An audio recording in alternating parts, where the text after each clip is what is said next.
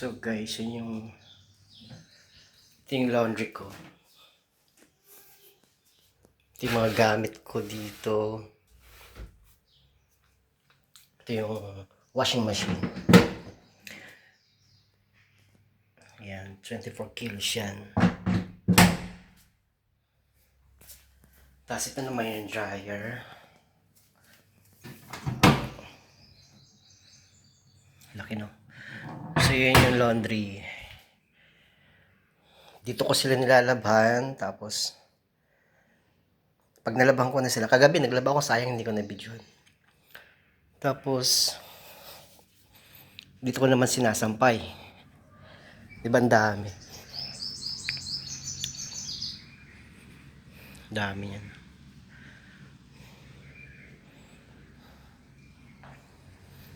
After naman siya matuyo, dinadala ko siya dito. Dito ko naman siya plantsahin.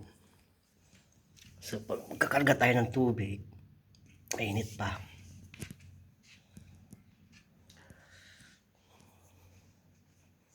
So ito yung switch.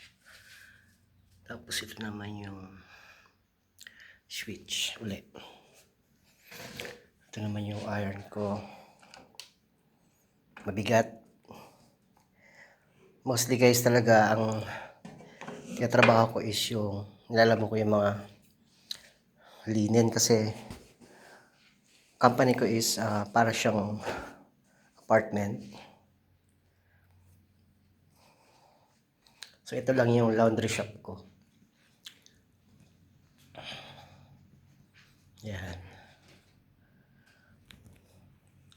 Nung pagdating ko dito talagang punong-puno ako ng laundry kasi yung nagla-laundry dito bulakbol daw kaya pinalitan. So masaya naman ako kasi nakapasok ako dito. So dito halos yan puro puno ng ano yan ng mga dirty linens. Halos tambak yan puno. Ayan, ito na yung mga gamit ko. Ito yung sabon. Tapos softener.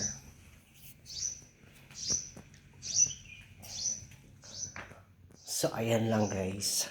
Mamaya, mamamlansya ako. Paplansyahin ko yun. Lahat nung ano ko, paplansyahin ko. Kasi nampay ko. So guys, bali dito na rin yung accommodation ko sa taas. Diyan. Ito yung harap.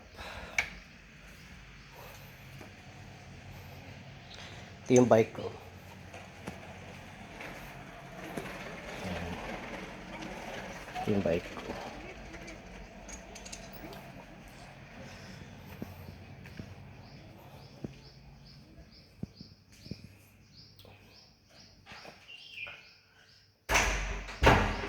So ayan lang guys. Anong kape? Bus na. So yan muna. Bukas tuturuan ko kayo kung paano mamlansya dito.